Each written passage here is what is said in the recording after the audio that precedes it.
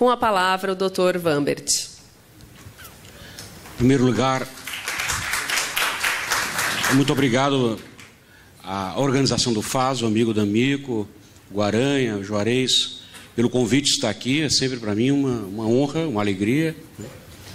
Recebi num sábado de manhã um convite, foi um sábado de muita alegria saber que eu estaria aqui com vocês.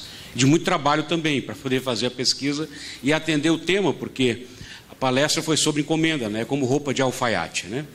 Então, nós vamos trabalhar então o consumo consciente e a universalidade dos bens. Eu dividi a minha reflexão.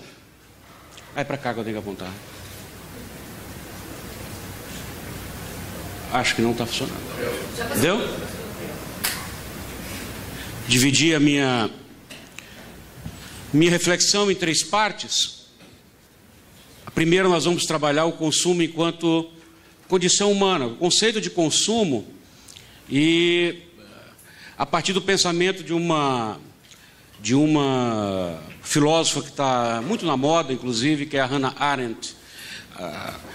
A nossa reflexão de hoje, ela vai buscar fontes cristãs, filósofos cristãos e personalistas, como Robert Spemann, que é um alemão que está vivo ainda hoje, filósofo extraordinário, Edith Stein, o Jacques Maritain, que muito me influencia, o Papa Francisco, mas nosso ponto de partida será essa filósofa que é judia e ateia, mas cuja tese de doutorado foi sobre Santo Agostinho, uma mulher extraordinária, uma grande filósofa do século XX, que vai nos trazer esse conceito aí, não é, de homo faber e também de mundanidade. Vamos ver mais adiante.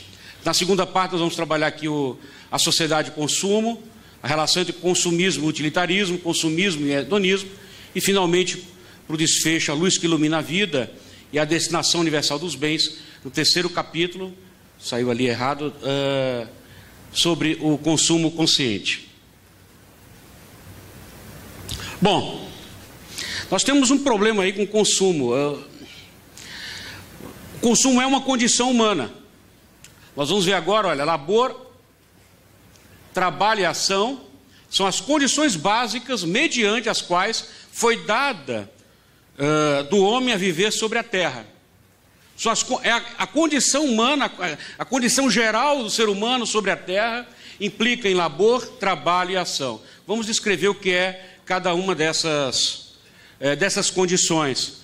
Mas o mais curioso aqui é o seguinte: nós estamos diante de um problema, de uma pseudaporia, de um problema quase insolúvel, ou com aparência de insolubilidade, que é o seguinte: o ser humano precisa consumir. Então, ele precisa consumir para existir, mas o consumo pode levar à sua extinção. Eu estava refletindo sobre essa palestra aqui, eu conversando em casa, digo, olha, parece a minha diabetes. Porque parece, eu sou diabético. Porque é o seguinte: se eu comer, eu morro. Se eu não comer, eu morro igual. Não é? Então, se eu não comer, eu morro. Mas se eu comer, eu morro de comer. Assim é o gênero humano. Se não consumir, ele morre. Mas o consumo está levando ele à morte.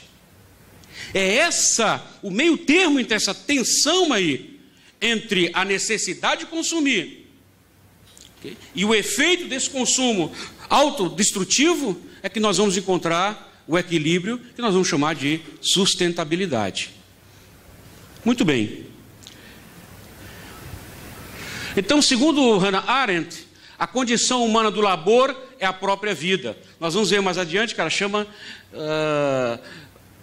esse esforço pela própria vida, labor, né? Próprio do animal laborans. Nós vamos entrar na antropologia daqui a pouco. E o labor, que é esse esforço pela própria vida, é o esforço natural, que diz respeito às tuas funções biológicas. Vamos ver mais adiante, é o gênero próximo que Aristóteles chama de zoon, né? Ao qual todo ser humano pertence. Bom, o trabalho é próprio do que ela vai chamar de homo faber, é a próxima lâmina. Ou seja, aquele que fabrica, aquele que produz, aquele que é criativo e que participa com Deus da sua criação, como co-criador, na medida em que esse dado, esse presente que ele recebe, ele transforma. E vamos ver que esse conceito de condição humana é um conceito curioso, porque o resultado do trabalho humano é o que ela chama de mundanidade. Mais adiante nós vamos chamar isso de meio ambiente, demonstrar que são sinônimos. E essa mundaneidade é o efeito desse trabalho, no qual o ser humano condiciona a terra e é condicionado por ela. Ou seja, ele recebe da terra, do planeta, suas condições para permanecer vivo, mas ele, nessa tarefa de agir sobre esse planeta que ele tem, que ele recebeu por herança, ele também é condicionado pelas próprias condições que ele cria. Veremos mais adiante.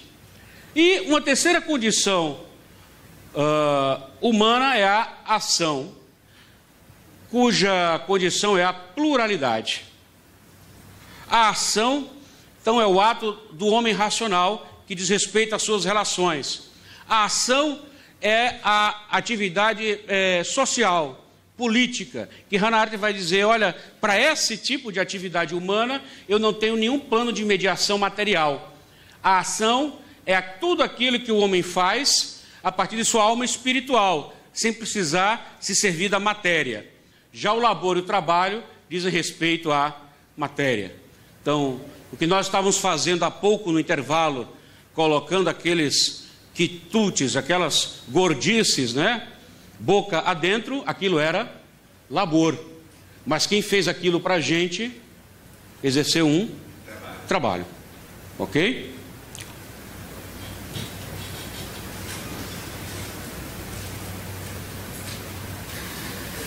Bom,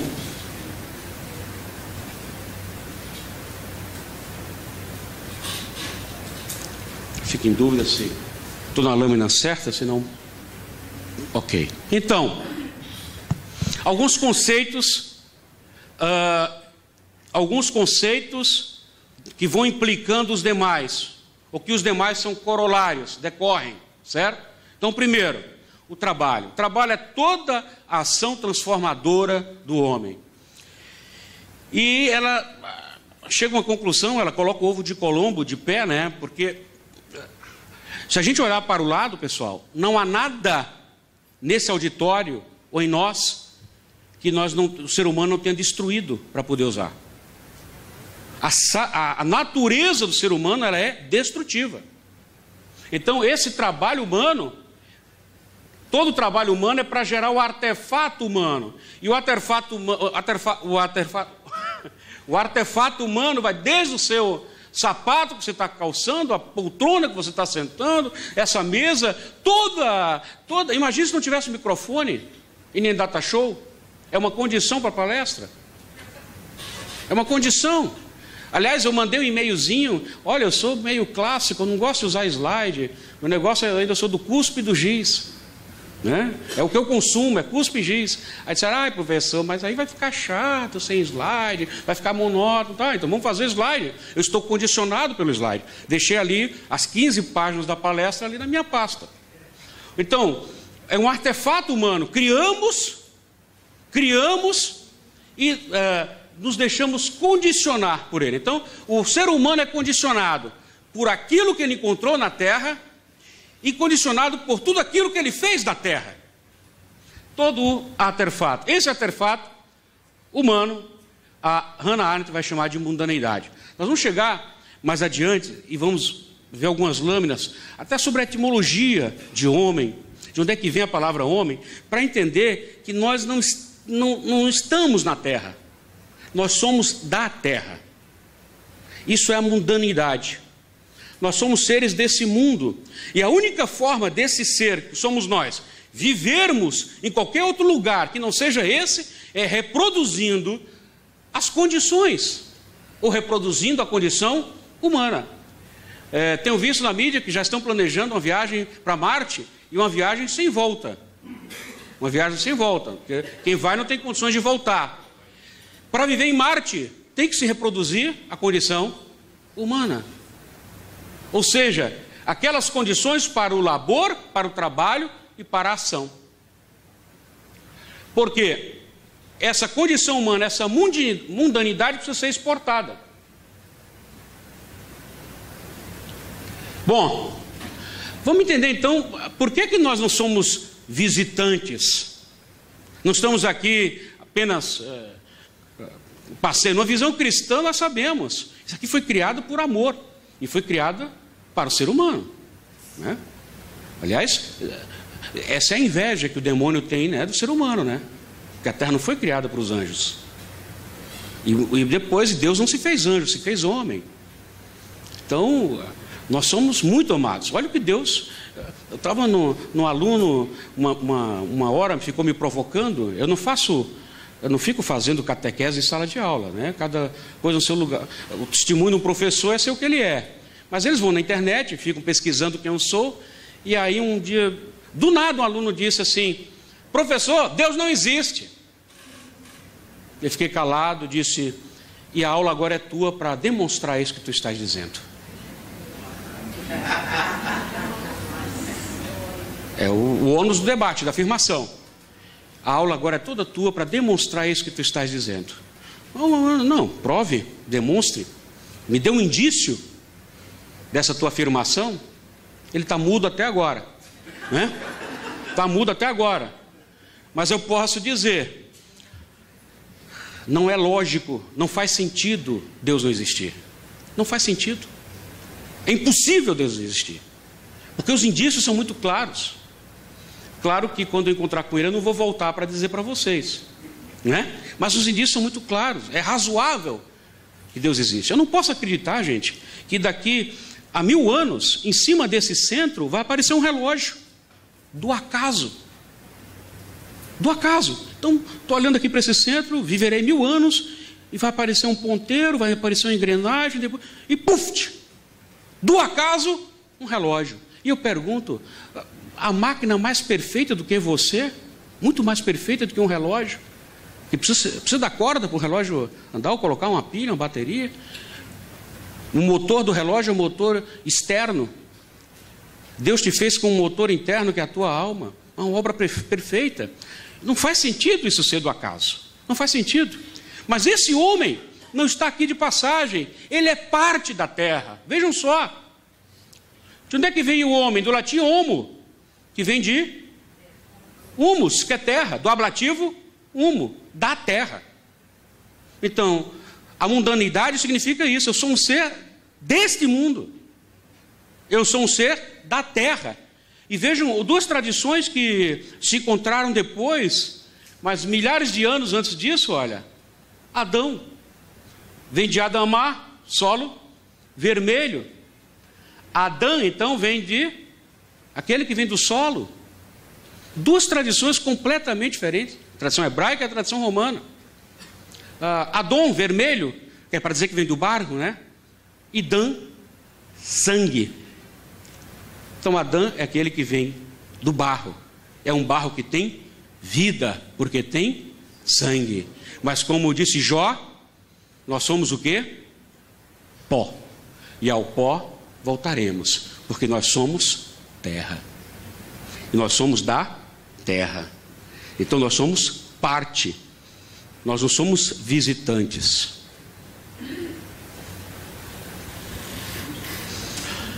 Já no grego, antropos, daí antropologia, né? João Paulo II, aliás, Karol Wojtyla, o filósofo, tem um tratado extraordinário sobre pessoa humana.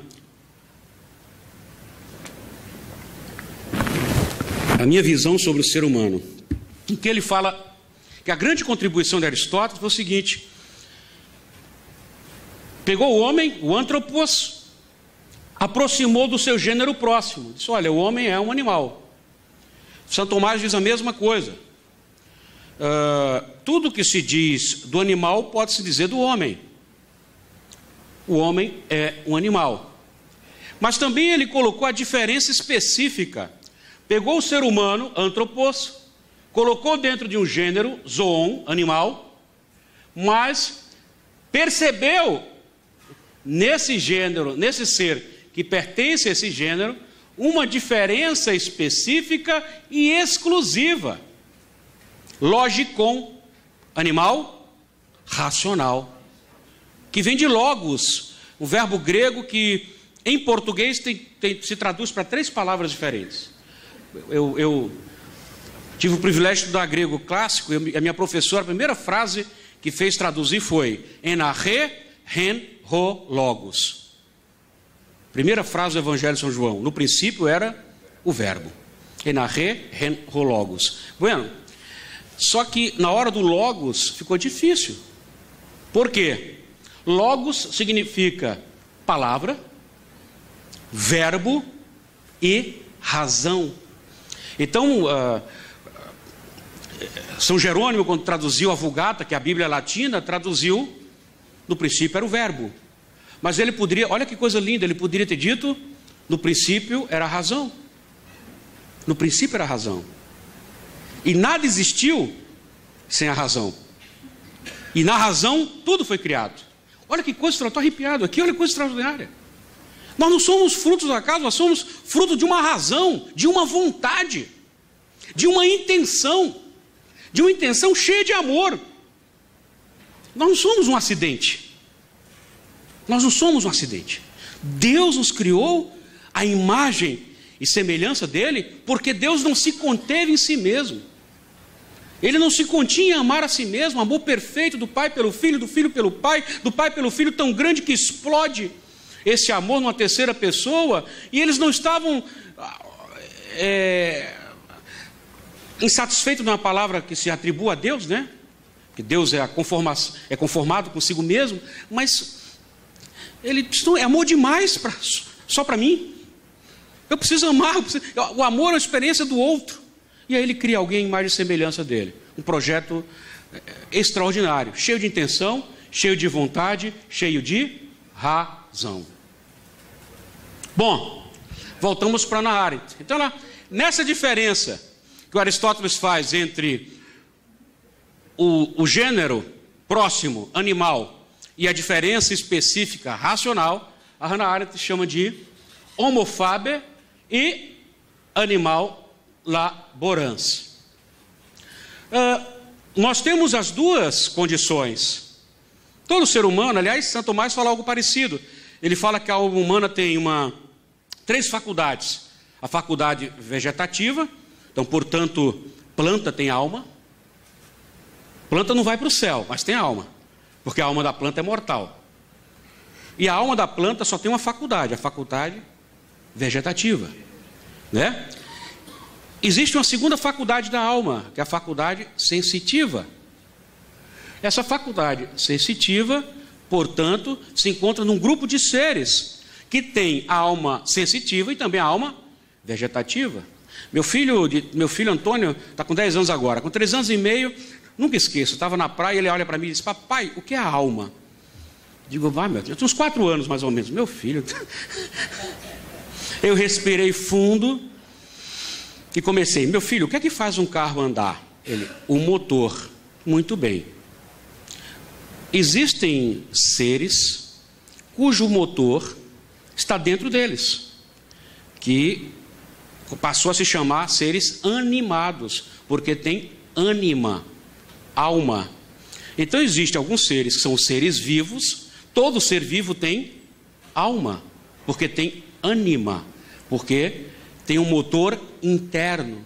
Isso eu não falei para ele que completou, porque eu disse assim: então, filho, tem os seres que são animados, são seres vivos. Ele completou: já entendi, papai, a alma é o motor do corpo.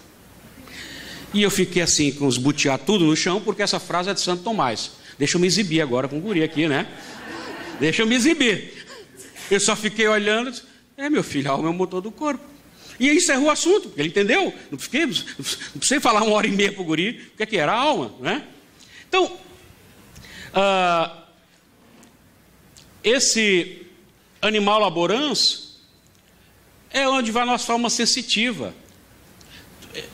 E curioso que, do ponto de vista ontológico, né, da existência, o ser, né, do ponto de vista do ser, o ser do animal, gente, é existir, mas o ser do homem é viver, que é diferente. Eu pergunto nas aulas de filosofia do direito, qual o sentido da tua vida? Aí tem um engraçadinho sempre que responde assim, reproduzir. É o garanhão da turma. Eu digo, tu é o garanhão da turma, né? Reproduzir. Não, reproduzir, qualquer animal reproduz.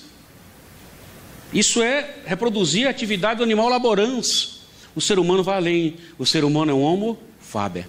E uma das características que o faz semelhança de Deus é essa capacidade criativa. Então, o que é que significa o homo faber?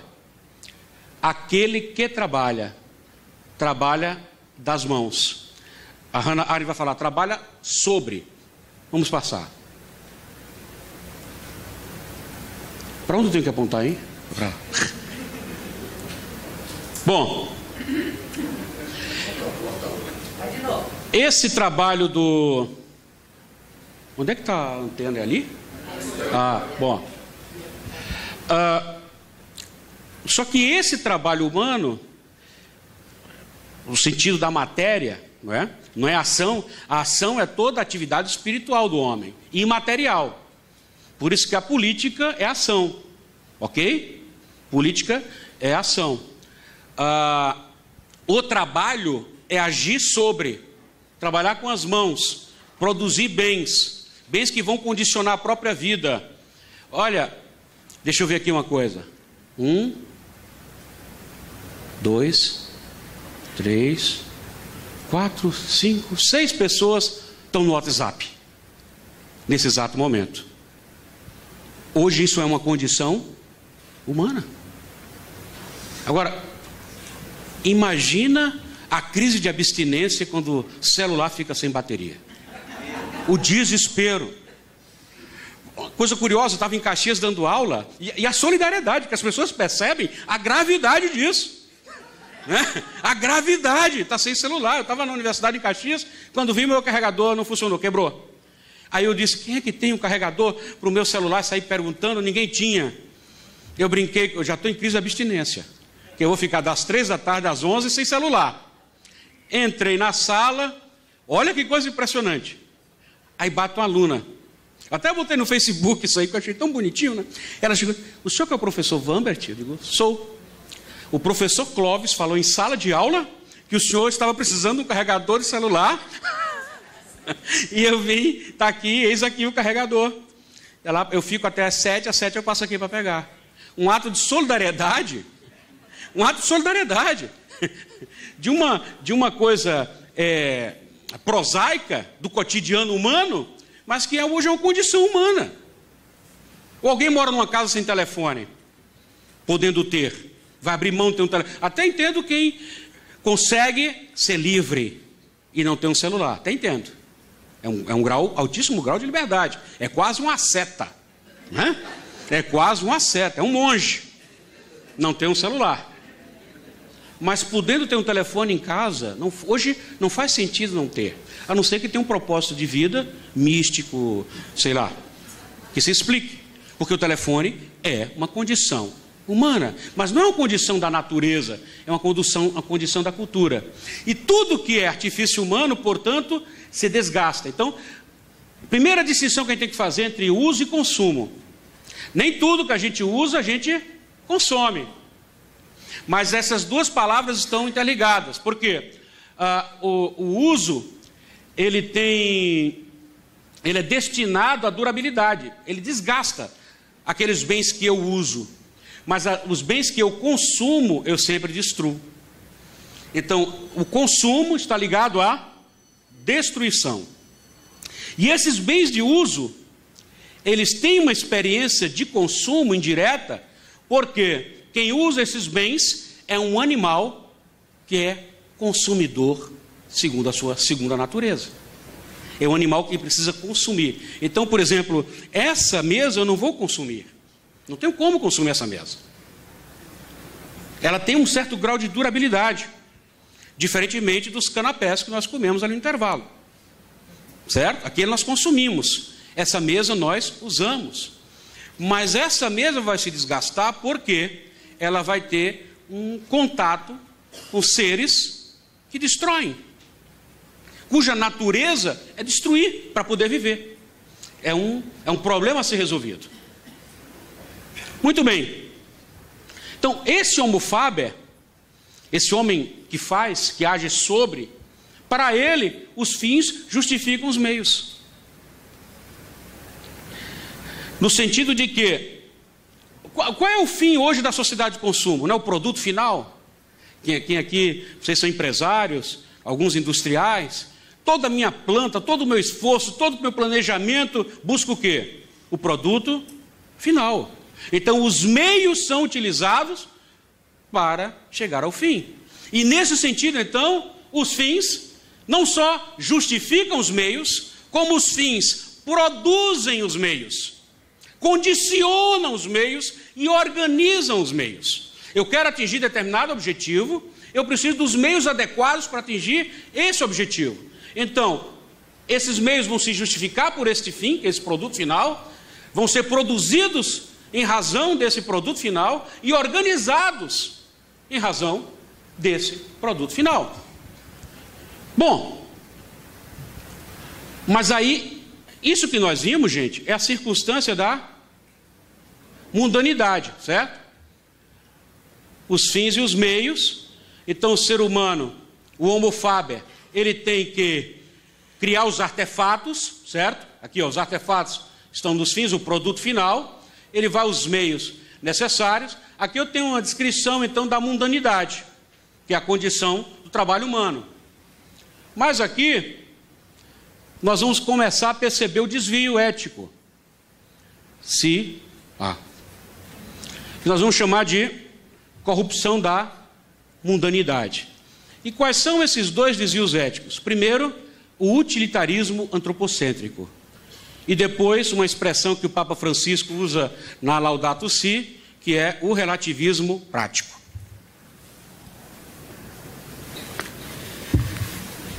Que ele coloca como mais grave do que o relativismo teórico, na medida em que com o relativismo prático me leva a uma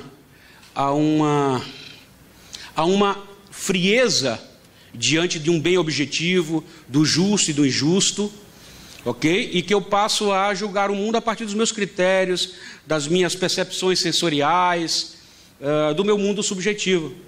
Costumo dizer, nas aulas de filosofia do direito, que todo relativista, ele é um tirano. Ele é um tirano. Sabe por quê? Porque ele julga o mundo a partir dele. Toda realidade objetiva está à disposição do seu subjetivo. É por isso que vamos ver lá na terceira parte, quando falamos de consumo consciente, que Kant diz assim: sem Deus não existe ética, porque a ética pressupõe uma instância acima de mim mesmo, uma instância superior. Ok? Então o cara, já estou antecipando o argumento, vou deixar mais para adiante. Mas, esse relativismo prático, o reitor, o padre Josafá, né? O padre Josafá falou bem sobre o antropocentrismo. Eu vou pular essa parte porque cortaram um pouquinho o meu tempo. Então, relativismo prático. Esse relativismo prático é essa postura de que qualquer visão de justo, de certo e errado é válida. Tá?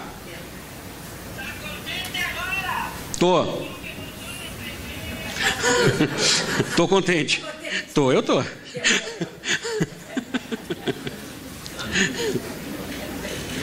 Bom, vamos trabalhar um conceito agora que a gente às vezes confunde. Algumas pessoas confundem. O que é meio ambiente? Aqui eu estou colocando meio ambiente e mundanidade como sinônimos.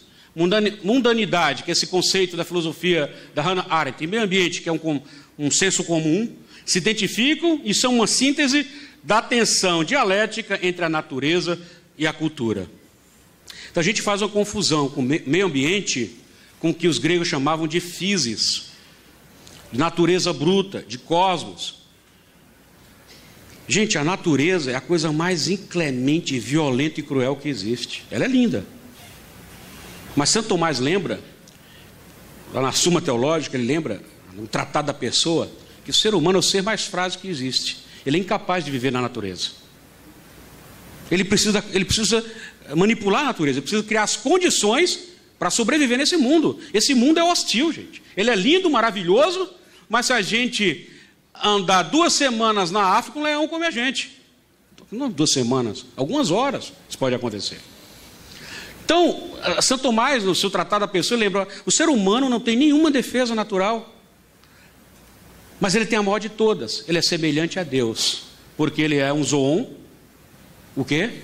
Logicon, um animal racional, que é isso que faz com que ele seja semelhante a Deus, e portanto um homem, um ser livre. Tá? O que é a liberdade para o homem?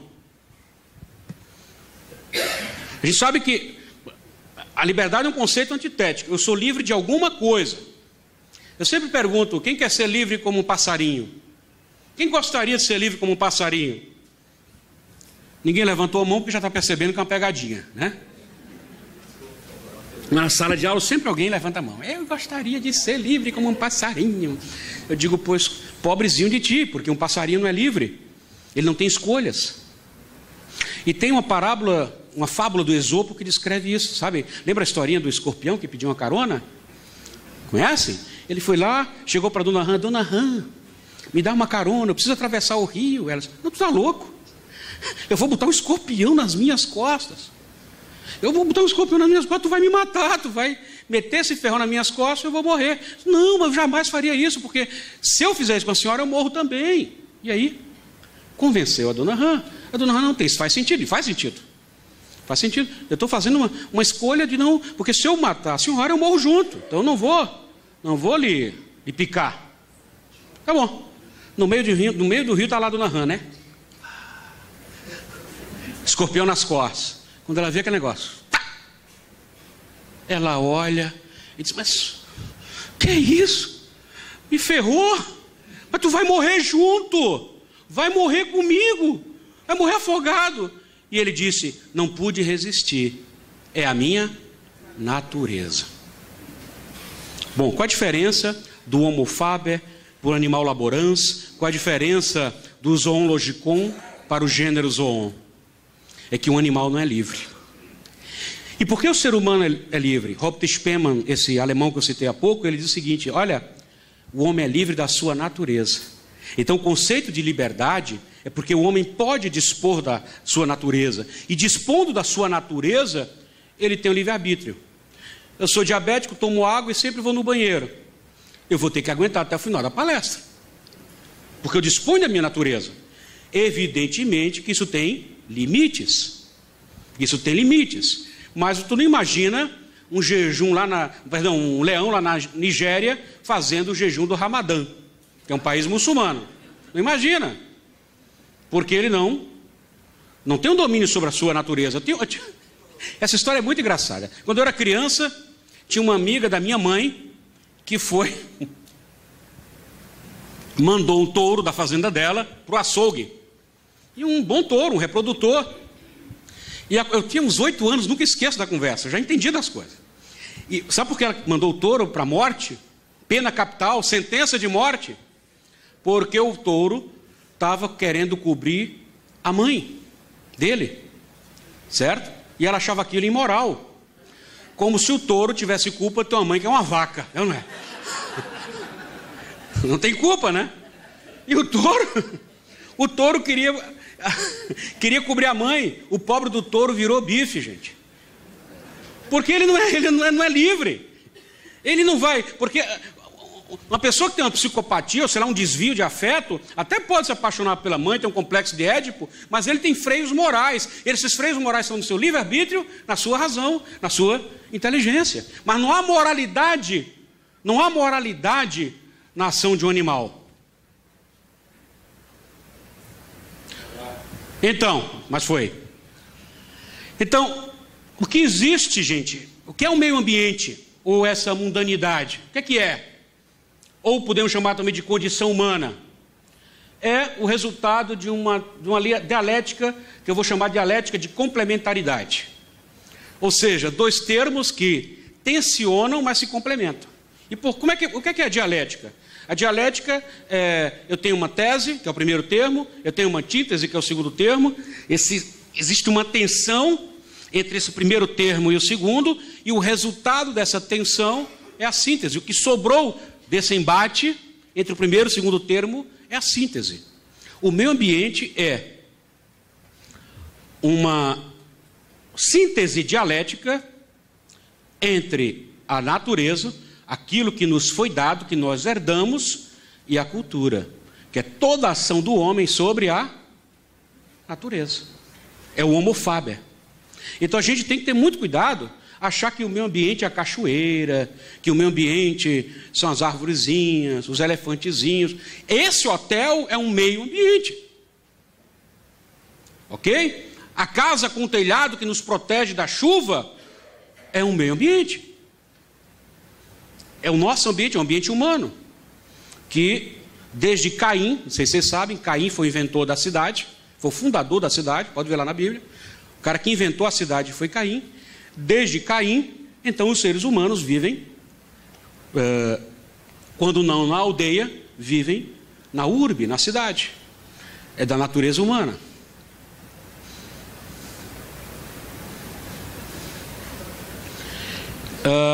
Muito bem, esse homo faber, então, ele sofre ali um desvio. Existe uma rendição dele ao chamado antropocentrismo utilitarista. O utilitarismo é uma doutrina que é liberal, que tenta explicar o problema do liberalismo, do déficit de realização do bem comum.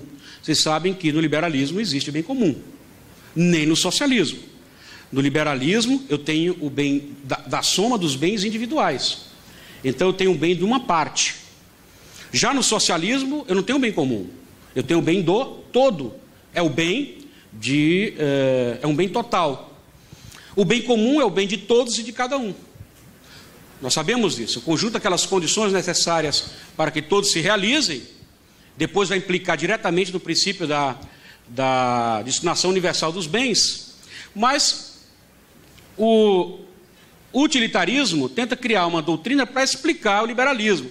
E de dois princípios, o primeiro, um equívoco, o segundo, uma aberração. Primeiro, a felicidade do maior número. O liberalismo é incapaz de protagonizar, ou pelo menos de ter como projeto a felicidade de todos. Ele reconhece isso, porque a felicidade é do indivíduo. Então, com o que é que o liberalismo se contenta? Com a felicidade do maior número. Ok? É o princípio do maior número. Só que tem o seguinte, existe um princípio correlato, um princípio que decorre desse, que é o princípio do sacrifício, em que cinicamente os utilitaristas vão dizer, bom, para a maioria se dá mal, para a maioria se dá bem, é porque uma minoria se deu mal.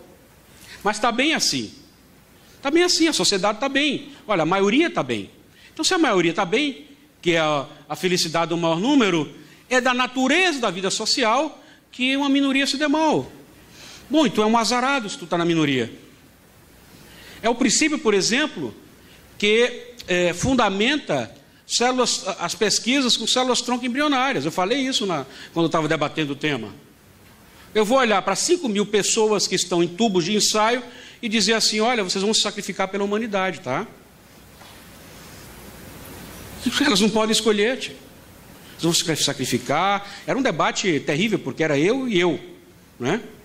E quando eu me lembro quando eu estava no shopping tomando um café, o garçom reteve a conta para me dar a lição de moral. Nunca esqueço. Fui tomar um cafezinho, aí o garçom disse...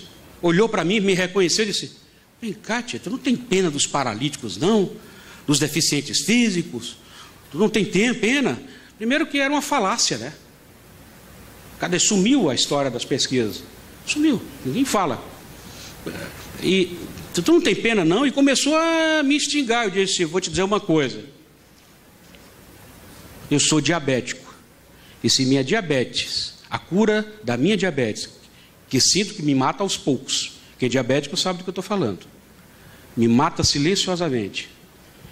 Se a cura desse mal depender da vida de um ser humano, eu quero morrer diabético. Eu não quero que ninguém morra. Já bastou um que fez isso, e fez por todos. Eu não quero que ninguém morra para que eu viva, certo?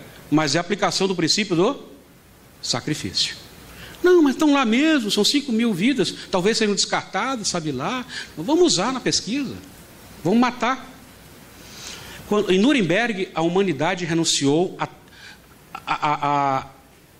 aos avanços, e digo aos maiores avanços da história da medicina em curto prazo, que foi no período nazista, porque as cobaias eram humanas. E a humanidade renunciou àqueles avanços. Olha, esses avanços não servem. Porque tem um princípio na bioética chamado princípio da ladeira escorregadia. Tá? O Pugini escreveu um artigo com base nesse princípio, quando o Supremo, contra a Constituição, reconheceu a união de pessoas do mesmo sexo. Não, a união é um fato da natureza social, precisa ser regulada. O que o Supremo fez foi, enquanto a Constituição dizia que se equiparava ao casamento, a união estável entre homem e mulher, texto constitucional, literal, né? O Supremo decidiu que não, que era só um exemplo, que era só o legislador que só exemplificar. E não deu outra. Eu disse, debatendo sobre o tema, olha, tia, essa história de ser um exemplo não faz sentido. Significa que um cara um dia vai poder querer entrar com a cabra dele num cartório, a cabrita, eu quero casar com minha cabrita. Não está diferente disso. Vocês verem no Facebook alguns cards que existem, família, como é que era? Família é amor, não sei o que, aí tem pessoas do mesmo sexo, tem famílias humanas, aí tem uma pessoa com o cachorro dele. Família, com um pet. Bom, aí eu pergunto, se uma pessoa e o seu cachorrinho de estimação é uma família, por que não aquele peão lá da fazenda não pode casar com a cabrita dele? O que é que o impede? Absolutamente nada. Por que eu estou falando isso? Porque o Pugini escreveu um artigo dizendo, olha, não se espantem se não tiver casamento de 3. E teve, semana passada, 3 mulheres se juntaram num casamento civil, num estável civil. É o princípio da ladeira escorregadia. Abriu, tu não tem retorno. É de lá para pior. Tá? É um princípio da bioética. Então, esse problema da sociedade de consumo. A sociedade de consumo opera uma desintegração do ser humano. Enquanto o Compêndio de Doutrina Social da Igreja usa a expressão do Maritain, que é humanismo integral, e o Papa Francisco chama isso também depois de ecologia integral, o ser humano antropocêntrico, ele é um ser desintegrado, na medida em que ele acha que ele exerce papéis. Os espanhóis chamam de roles. Vou dar um exemplo. Comigo de novo. Estou dando aula de filosofia do direito de manhã na PUC, falando de justiça, bem comum, certo e errado, ética. De tarde vou para o escritório da advocacia, aí vem uma pessoa e me propõe uma maracutaia, na qual eu vou ganhar muito dinheiro. E eu topo, aceito. Nisso tem um estagiário que é meu aluno de manhã. Eu já tive mais de 7.000 alunos na PUC. Então não tem como fugir deles, né? É impossível. Aí o estagiário olha para mim e diz, professor, mas o senhor fazendo isso aí de manhã, olha o que o senhor estava falando lá de manhã, sobre ética, justiça e tal. Eu respondo para ele o seguinte, calma, que de manhã eu era professor, e agora à tarde eu sou um homem de negócios, né? Estou aqui no escritório fazendo negócio. Fica tranquilo que vai sobrar um pichuleco para ti também, né? Ele já abre um sorriso e se conforma como um bom brasileiro médio, é ou não é? Como um bom brasileiro médio. Eu era ladrão até ele não participar, né, do negócio. Agora ele está tranquilo, é parceiro, né, meu faixa, sobrou um pichuleco para ele, fiquei tranquilo. Não me dando por satisfeito, eu vou ali no Timbuca, perto lá de casa, né, lamber uma seda, fazer um beck, sabe o que é isso, né? Um baseadozinho, gente, um baseado, né? Um cigarrinho cheio de sangue, cheio de morte, mas eu estou lá, beira do Guaíba, aí eu respiro fundo e vou lá, vendo o pôr do sol e fumando. Nisso passa quem? Um aluno. Ele diz, professor, o senhor aqui... Calma, fica tranquilo, porque de manhã eu sou advogado, de manhã eu sou professor, de tarde eu sou advogado, No pôr do sol sou maconheiro. São papéis. Não me dando por satisfeito, ainda é cedo, o sol se pôs, eu vou dar uma volta ali, nessas casas duvidosas que tem ali, né? Na casa das primas, por ali, né? Ali no centro. Né? Com muito dinheiro eu vou nas mais sofisticadas, claro, né? Ganhei dinheiro. E quem o encontrou lá? Um aluno, né? Um aluno, olha para mim, diz, professor, mas o senhor aqui? Eu digo, pois é. De manhã, professor, de tarde, advogado, no pôr do sol, maconheiro, e agora? Boêmio. Boêmio. Termino cedo o que eu ia fazer, vou para minha casa, beijo o Miguel, que fez 6 meses, agora dia 3, o Antônio, que está com 10 anos, a Helena com 8, estão acordados ainda, eu faço uma oração com eles antes de dormir, e termino o meu dia como um exemplar pai de família. Exerci os meus papéis. Esse é o perfil do homem contemporâneo. Ele é um esquizofrênico. Ele usa várias máscaras. A palavra pessoa, vocês sabem de onde é que vem, né? A palavra pessoa é a tradução latina persona da palavra grega prosopon. E prosopon, daí vem prosopopeia. Eram aquelas máscaras que se utilizavam no teatro. Que os homens faziam papéis femininos com aquelas máscaras, né? Então, se traduziu por pessoa. Quando eu digo que eu sou uma pessoa, eu exerço um papel. Qual o papel que eu exerço nessa vida? De Vambert. É o único que eu exerço. Que é professor, que é advogado, que aqui está falando para vocês. E quando um aluno me manda um WhatsApp às 11h30, eu não respondo para ele, olha, terça-feira, quarta-feira só eu te respondo, estou na PUC. Não, se eu puder eu respondo. Se eu não puder, eu digo que está me incomodando. Porque eu sou professor, é o professor que está dormindo. É o professor que está no horário de lazer dele, porque eu sou um ser humano integral. Eu não deixei que a contemporaneidade me desintegrasse, me desfacelasse. E quando o problema então da sociedade de consumo é que, diante de todos esses papéis, eu tenho um apequenamento da pessoa, eu tenho uma redução da pessoa a um papel de consumidor. E o consumidor então se torna uma segunda natureza da pessoa. A pessoa, além de tudo que ela é, também é consumidor. Bom, o que é o consumismo então? É o distanciamento do ser humano da sua condição humana. Por quê? O consumismo faz com que o homem deixe de ser um faber, ele não é um ser criativo, e passa a ser o animal laborans. Só que um animal laborans que perde o contato com a realidade e se torna inconsciente das suas próprias necessidades. Ele vai perdendo a sua humanidade. O Jacques Maritain chama o antropocentrismo de humanismo inumano, ou humanismo anti-humano, porque o ser humano vai perdendo a sua humanidade e a sua compreensão do seu papel na vida e no cosmos. Bom, o consumismo é a manifestação do hedonismo. O que é o hedonismo? Culto à deusa Edoné, a deusa do prazer. É um modelo de felicidade, de vida boa, que identifica o bem com o prazer, o mal com a dor. E o prazer se torna, então, o sumo bem, o fundamento e a finalidade da vida moral. Tudo que o ser humano faz, segundo o hedonismo, é para buscar prazer. E aí ele começa a ter... porque uma coisa que a Hannah Arendt diz é o seguinte, o animal laborans, ele exerce o que é essencial, que são as atividades biológicas. O homo faber, ele sempre atua na futilidade. Então, o homem criou, por exemplo, um navio. Ele estava bem na terra, mas ele achou que não, que ele tinha que atravessar os mares. Que bom, ele criou um navio. E ele começou a condicionar, inclusive, a sua existência, aquele navio, porque ele começou a fazer escambo, trocas e comércio. Certo? Aquele navio, ele criou a partir da condição que a natureza lhe dava, madeira, os primeiros, né? E depois ele passou a ser condicionado por esse navio. Vamos antecipando?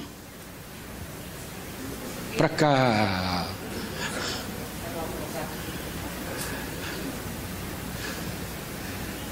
Bom, o que é consciência moral, gente? Agora estou chegando já para o encerramento, na última parte. O que é a consciência moral? Viktor Frankl diz que a consciência moral é Deus.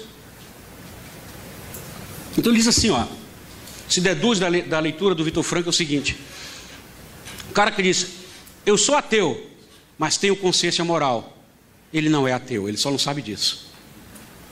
Alguém esqueceu de contar para ele que ele não é ateu. Porque tem um livro do Viktor Frankl chamado O Deus Escondido, em que ele explica que o Deus escondido é a consciência moral. E se eu sigo princípios éticos, é porque eu sigo a consciência moral. E Deus está lá escondido, porque só a ética, como eu falei lá atrás, só a ética se há uma segunda instância. Se eu sigo meus princípios pessoais, e são absolutamente pessoais, isso não é ética. Porque a ética implica um conjunto de regras objetivas acerca da boa conduta. Uma conduta, aliás, uma percepção comum acerca do errado. Isso é ética. Ética vem de ethos, uma palavra grega que queria dizer essa noção comum do certo e do errado. Então a consciência moral, segundo Viktor Frankl, é o Deus escondido, pseudônimo de Deus. Bueno, e aí, nesse estado de coisas que nós encontramos o mundo, a sociedade de consumo, o consumismo, em que o ser humano, para sobreviver, está destruindo a sua fonte de vida, que é a terra, é um problema a ser resolvido, grave. Primeira coisa que esse faz propõe, cujo tema é a luz, é deixar que a luz ilumine. E a luz é mergulhar em si mesmo, e aí que nós vamos falar um pouquinho agora da espiritualidade ecológica, que o Papa Francisco sugere. Ela tem um certo grau de imantismo, que é mergulhar em si mesmo. Porque mergulhando em si mesmo, na própria consciência, quem é que eu vou encontrar lá? Deus. O convite dessa espiritualidade que o Papa Francisco propõe é um reencontro do homem consigo mesmo. E reencontrando o homem, aliás, se reencontrando consigo mesmo, encontra Deus e essa luz que haverá de iluminar a consciência moral e levar a uma, que ele vai chamar de conversão ecológica. Então, nós temos aqui o humanismo integral, que é a noção do homem como pessoa. O liberalismo propõe a redução do homem ao indivíduo, daí o antropocentrismo como esse indivíduo como centro de tudo. E olha, eu dou aula de ética ambiental no mestrado e doutorado agora em direito da UX, tá? Transito no ambiente, no meio. E digo a vocês, há um consenso entre esquerda, direita, ateus, panteístas, há um consenso de que o problema, a crise ambiental, vem do antropocentrismo. O Papa Francisco tem um capítulo só sobre isso na encíclica, o padre Josafat falou sobre isso há pouco, há um consenso sobre isso, certo? Bom, o problema é que tipo de respostas que são dadas, desde o panteísmo, a ideia de que Deus é tudo, até aqueles que defendem, não é, a extinção do homem para salvar a terra. Só que são incoerentes, né? Defendem isso, mas não dão um exemplo, não é? Não é verdade?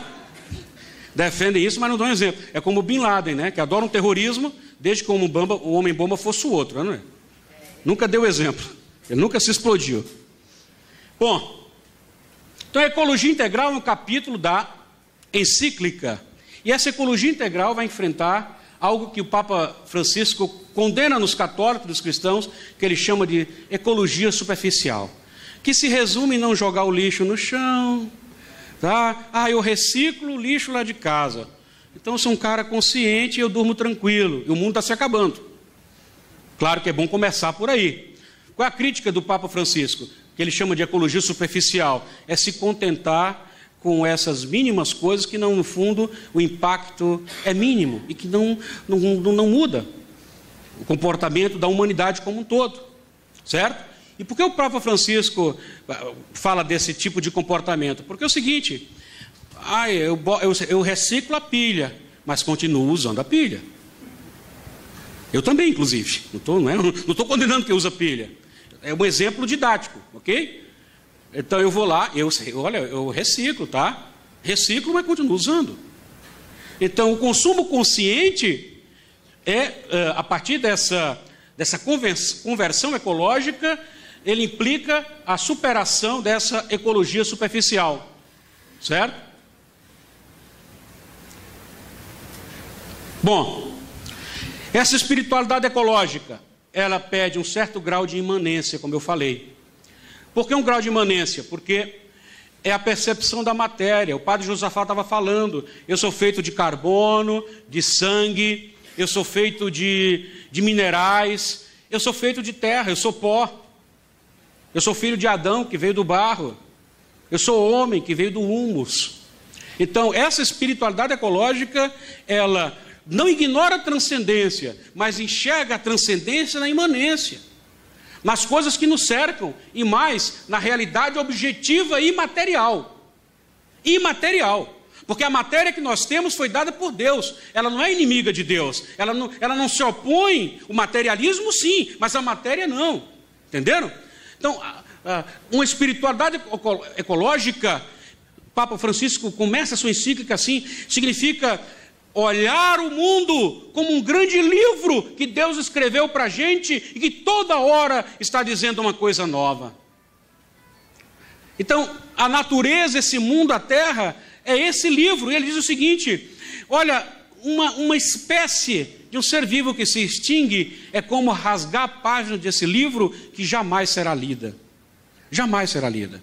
Então essa espiritualidade ecológica implica comunhão com o próprio corpo, com a natureza e, como eu disse, com a realidade objetiva e com a conversão ecológica.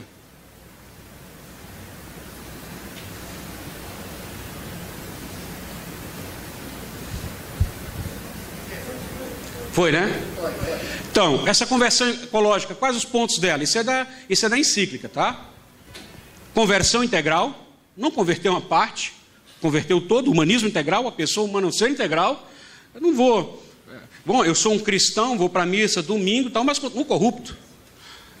Não faz muitos anos que uma câmara secreta filmou alguns evangélicos agradecendo a Deus a propina. Lembram daquilo lá em Brasília? Senhor, muito obrigado porque tu nos abençoasse através de fulano que era o corruptor. Quer dizer, essa conversão não é integral, é um tipo de fé estranha. Então eu tenho que me converter totalmente, não em partes. Segundo, arrependimento de coração. A penitência tem que ser sincera. Não pode ser um arrependimento retórico. Ah, bom, estou tomando consciência porque todo mundo está tomando. Não, porque é ruim mesmo. Certo? Porque o que eu estou fazendo é mal.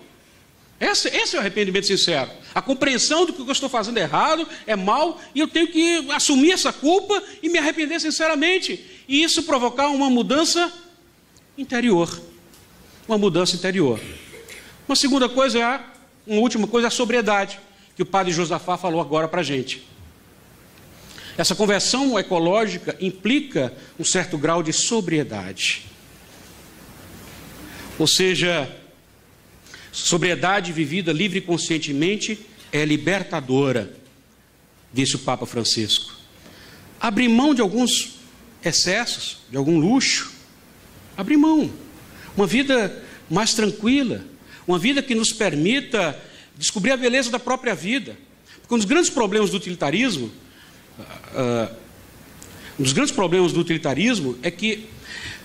e do hedonismo é que a felicidade, o prazer é o bem último, certo? Eu preciso consumir para ter felicidade. Mas essa felicidade não está nos objetos em si, mas no gozo dos objetos. Sempre a dimensão é o prazer. Então, quando eu não levo uma vida sóbria, eu preciso consumir. E eu consumo também coisas imateriais. Aliás, uma das denúncias que a Hannah Arendt faz é o grande equívoco de reduzir a cultura a um produto de consumo. Está num livro chamado A Condição Humana. A cultura virou produto. A cultura virou produto. Então, eu preciso consumir bens imateriais também, que vão satisfazer aquele meu gozo, aquele meu prazer, que é insaciável. Enquanto a vida sóbria eu descubro saciedade nas pequenas coisas. Por fim, o nosso último ponto, a destinação universal dos bens, que quem milita na DCE conhece muito bem. Eu vou antecipar para a última lâmina, que eu falo da natureza dessa destinação. Então, a destinação universal dos bens tem como causa o fato da herança comum. E isso é um argumento válido para crentes e ateus, certo? Crentes e ateus. Porque essa herança comum não é só o que Deus nos deixou, mas é o que as gerações que nos antecederam deixaram para nós. Então, eles dominaram a terra e deixaram ela para a gente. E nós temos o dever de deixar essa terra, pelo menos como encontramos para gerações futuras, que serão os nossos herdeiros. Então, esse princípio é um direito universal, certo? Regra de ouro da vida social, essa expressão do João Paulo II, e subordina a propriedade privada ao seu destino universal. Porém, cuidado, para quem interpreta a destinação universal dos bens como uma oposição à propriedade privada. Muito antes, pelo contrário, esse princípio reconhece a propriedade privada como instrumento da liberdade e entende que ela seja acessível a todos. E mais, está no compêndio de doutrina social da igreja. O princípio da organização universal dos bens exclui as formas de domínio comum e promíscuo, como os coletivismos socialistas e comunistas. Então, cuidado, a destinação universal dos bens não é não ter os bens e nem ter a propriedade, muito antes pelo contrário, é fazer com que a propriedade seja acessível a todos. E essa propriedade, nisso os liberais têm razão, é um fundamento da liberdade humana, uma garantia da liberdade humana que a própria igreja também o reconhece.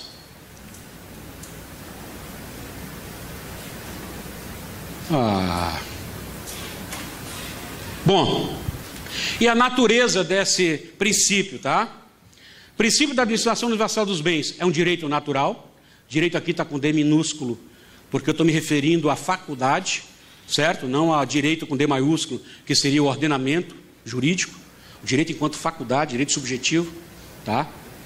Então, ela é um direito natural, originário, fonte do próprio direito de propriedade, prioritário, que está acima de todos os outros, e, curiosamente, limitado. Porque tem gente que pensa de destinação universal dos bens é um negócio absoluto, tá? E que todos os bens têm que pertencer a todos. Aliás, Hobbes fala que exatamente, segundo ele, esse era o mal intrínseco do estado de natureza hobbesiano. Todos acharem que têm direito sobre tudo. E a sociedade, segundo Hobbes, começa a se organizar quando eu renuncio a esse direito sobre tudo. Então, há quem pense, e pensa equivocadamente, primeiro, como eu disse atrás, que a destinação universal dos bens se opõe ao direito de propriedade. É um erro.